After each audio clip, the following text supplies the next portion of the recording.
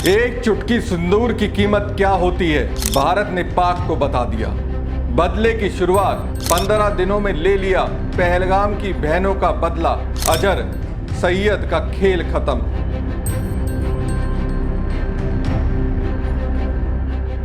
बाईस अप्रैल 2025 का दिन कश्मीर की बैसरन घाटी में आम दिनों जैसी हलचल थी। चिड़ और सघन देवदार के जंगलों से घिरी वादी और इसके बीच दूर तक खुला हुआ मैदान। इस मैदान में हर रोज तो प्यार के फूल खिला करते थे। नए शादीशुदा जोड़े जो जन्नत की जमी कश्मीर पहुंचते थे। इस खूबसूरत वादियों में जिंदगी को यूं ही खुशनुमा बनाए रखने के वादे एक दूसरे से करते थे। लेकिन 22 अप्रैल की वो काली तारीख 26 लोगों की जिंदगी में काल बनकर आई, जब हथियारबंद आतंकियों ने धरती की जन्नत की इस जमीन को 26 निर्दोषों के लहू से लाल कर दिया। उन्होंने धर्म पूछा और गोली चला दी। उन्होंने चुन चुन कर आदमियों को मारा और किसी के माथे का सिंदूर पोंछ उनके सुहाग के खून से धो दिया। इसमें से कई की मांग अभी हाल ही में भरी थी। सिंदूर से उनका वास्ता कुछ रोज पहले ही हुआ था।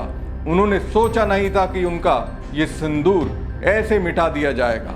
हिमांशी नरवाल, जो शादी के मात्र 6 दिन बाद अपने पति नौसेना अधिकारी लेफ्टिनेंट विनय नरवाल के शव के पास घुटनों के बल पर बैठी थी, इस त्रासदी का चेहरा बन गई। कुछ दिनों बाद हिमांशी अपने पति को श्रद्धांजलि देते हुए दिखी, लेकिन उनके माथे पर वो सिंदूर नहीं था जो विवाहित हिंदू महिलाओं की शोभा बढ़ाता है। ये केवल क्रूरता ही नहीं थी जिसने राष्ट्र को झंझोर दिया, बल्कि इस तस्वीर ने ही भारत के संकल्प को और मजबूत किया।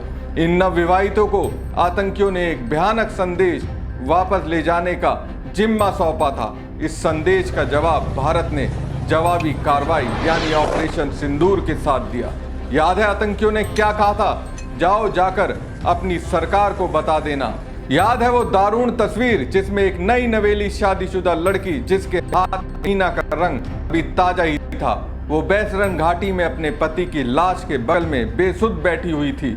उसके माथे का सिंदूर मिट चुका था और हाथ पर अपने ही पति के खून की छींटें थी। शुभम द्विवेदी की पत्नी को उस दर्द की हल्की राहत मिली होगी जिसकी आंखों के सामने उनके पति को गोली मार दी गई। वो मांग रही थी इंसाफ। 15 दिन बाद फौज ने बता दी उसके सिंदूर की कीमत क्या है, सिंदूर को मिटाने वालों को क्या क्या सजा भुगतनी पड़ेगी। आज 15 दिन बाद मंगलवार की रात बीत रही थी। कुछ देर में बुधवार की नई सुबह आने को थी। इस आधी रात में ऑपरेशन सिंदूर लॉन्च हुआ। इसका सिंदूर नाम कितना सटीक है, इसे समझिए कि उस सिंदूर का बदला है जो नई नवेली दुल्हनों के माथे से पोंछ दिया गया था। ये उसी सिंदूर का बदला है जिसे आतंक ने उजाड़ दिया था। ये उसी सिंदूर का बदला है जिसे सुहाग के खून से धोने की कोशिश की गई थी। ऑपरेशन सिंदूर पहलगाम हमले में मारे गए उन 26 लोगों को सच्ची श्रद्धांजलि है जो आतंकी कायराना हरकत का शिकार बने थे। ऑपरेशन सिंदूर उन सभी सिसकियों और बहते हुए आंसुओं को पहुंचने का जरिया है जो सिसकियां 15 दिनों से बंद नहीं हुई थी और जो आंसू बह बहकर गालों पर सूखी रेखा बना चुके थे। पहलगाम अटैक के बाद प्रधानमंत्री नरेंद्र मोदी की अगुवाई में हुई सुरक्षा मामलों की कैबिनेट कमेटी ने सिंधु जल संधि को तत्काल प्रभाव से स्थगित कर दिया था। इसके अलावा उन्होंने कहा था कि पहलगाम हमले का ऐसा बदला लिया जाएगा जो आतंकियों की कल्पना से परे होगा। ऑपरेशन सिंदूर की कार्रवाई कर केंद्र सरकार ने अपनी बात को पूरा कर दिखाया है। सिंदूर का भारतीय समाज में अपना महत्वपूर्ण स्थान है। यह आम हिंदू सनातनी परिवारों में विवाहित महिलाओं की खास निशानी है जो उनके विवाहित होने की पहचान है और इसे उनके पतियों से जुड़ा हुआ प्रतीक माना जाता है, जिसे सुहाग चिन्ह कहते हैं। 16 सिंगारों में मंगलसूत्र, नथ, पायल, बिछिया, बाली, कंगन, चूड़ी के साथ सिंदूर का अहम रोल है। इसे माता पार्वती की कृपा के तौर पर देखा जाता है, इसलिए ये दैवीय भी है। सिंदूर का मिटना या हटना अशुभ माना जाता है और इसे एक विवाहित महिला तभी हटाती है जब उसके पति की मृत्यु हो जाती है। इसके अलावा मंगलवार का दिन भी सिंदूर जुड़ा हुआ है। राम भक्त हनुमान का दिन है मंगलवार और उन्हें सिंदूर का चोला चढ़ाया जाता है।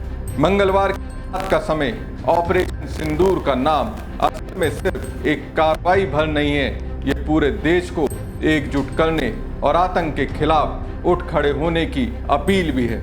इसके अलावा ये कार्रवाई एक श्रद्धांजलि भी है उन निर्दोष लोगों के लिए जिनकी आतंकी घटना में दुर्दांत हत्या की गई थी।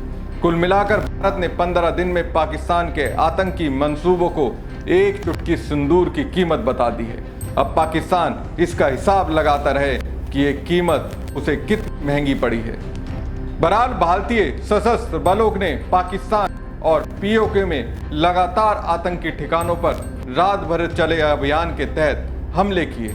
पाकिस्तानी सेना की मीडिया विंग डीजी आईएसपीआर ने कोटली, मुरीद के और बहावलपुर समेत 9 स्थानों पर भारतीय हमलों की पुष्टि की। इसे ऑपरेशन सिंदूर का नाम दिया गया, जिसके मुख्य टारगेट जैश ए मोहम्मद और लश्कर ए तैयबा जैसे जिहादी ठिकाने थे, जो पिछले 3 दशकों से भारत पर पड़े आतंकी हमलों के लिए जिम्मेदार रहे हैं। पाकिस्तान का 12वां सबसे बड़ा शहर बहावलपुर जैश ए मोहम्मद का गढ़ है। ये शहर लाहौर से लगभग 400 किलोमीटर दूर है और यहाँ JEM का मुख्यालय जामिया मस्जिद सुभान अल्लाह परिसर में मौजूद है, जिसे उस्मानो अली कैंपस भी कहा जाता है।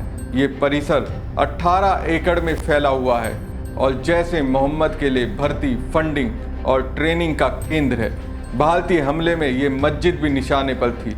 जैश ए मोहम्मद का संस्थापक मौलाना मसूद अजहर बहावलपुर का ही रहने वाला है और यहीं एक भारी सुरक्षा वाले परिसर में रहता है। 1968 में जन्मे मसूद अजहर को 1994 में भारत में गिरफ्तार किया गया था। गिरफ्तारी से पहले वो अफगानिस्तान के आतंकी संगठन हरकत उल मुजाहिदीन का सदस्य और एक मौलवी के साथ था। रिहाई के बाद मसूद अजहर ने जैश ए मोहम्मद की स्थापना की। ये संगठन कट्टरपंथी इस्लामी विचारधारा वाले देवबंदी स्कूल से प्रेरित है। JEM ने अन्य सक्रिय आतंकी संगठनों के साथ मिलकर 2000 के बाद भारत में कई हमले किए, जिसमें जम्मू कश्मीर विधानसभा और भारतीय संसद पर हमले शामिल है। जैश ए मोहम्मद की शुरुआत 31 जनवरी 2000 को कराची में हुई थी।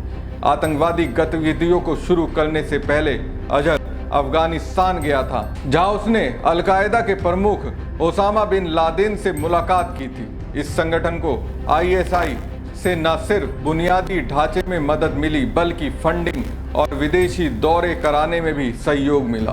तो कुल मिलाकर तीनों सेनाओं का संयुक्त अभियान ऑपरेशन सिंदूर पूरी तरह से सफल रहा। लश्कर और जैश के हेडक्वार्टर तबाह हो गए। वहीं पाकिस्तान के कब्जे वाले कश्मीर के मुजफ्फराबाद में मौजूद आतंक का नया कंट्रोल रूम 88 पूरी तरह से तबाह कर दिया गया। यह वही अड्डा था जहां से पाकिस्तान आर्मी और ISI भारत के खिलाफ घुसपैठ की रणनीतियां बनाते थे। सूत्रों के अनुसार 88 कंट्रोल रूम जैश ए मोहम्मद का नया ऑपरेशन सेंटर था। ये सिर्फ एक इमारत नहीं थी, बल्कि एक कमांड और कंट्रोल हब था, जहां से आतंकियों की मूवमेंट, लॉन्चिंग टाइम और इंटर नेटवर्क को मॉनिटर किया जाता था। आतंकियों को पाक के मुजफ्फराबाद के ट्रांजिट कैंप सवई नाला तक पाक आर्मी की मदद से घुसपैठ के लिए जाना जाता था। मुजफ्फराबाद से आतंकियों को ट्रांजिट कैंप सवई नाला से 98 किलोमीटर दूर दुनियाल लॉन्च पैड से घुसपैठ के लिए हमेशा लाया जाता था। वहीं मुरीद के जो लाहौर से 30 किलोमीटर दूर है, 1990 से लश्कर ए तैयबा का मुख्यालय रहा है। हाफिज सईद के नेतृत्व में काम करता है। मुंबई में हुए 26/11 आतंकी हमलों के लिए जिम्मेदार रहा है। जैश ए मोहम्मद का सक्रिय आतंकी ढांचा बहावलपुर में मौजूद है। पहलगांव में हुए आतंकी हमले से ठीक 3 दिन पहले बहावलपुर में जैश के मुख्यालय पर हमास कमांडर खालिद कयूमी और रफूक असगर के बीच एक महत्वपूर्ण बैठक हुई थी। सूत्रों का कहना है कि बहावलपुर में कई स्थानों पर एयर स्ट्राइक की गई है। बहरहाल ऑपरेशन सिंदूर की प्लान बहुत ही रणनीतिक रूप तैयार किया गया, ताकि आतंकवादियों की गतिविधियों को करारा जवाब दिया जा सके, और इसमें भारतीय सेना कामयाब रही। जय हिंद। एक चुटकी सिंदूर की कीमत क्या होती है, भारत ने पाक को बता दिया। बदले की शुरुआत, 15 दिनों में ले लिया पहलगाम की बहनों का बदला, अजहर सैयद का खेल खत्म।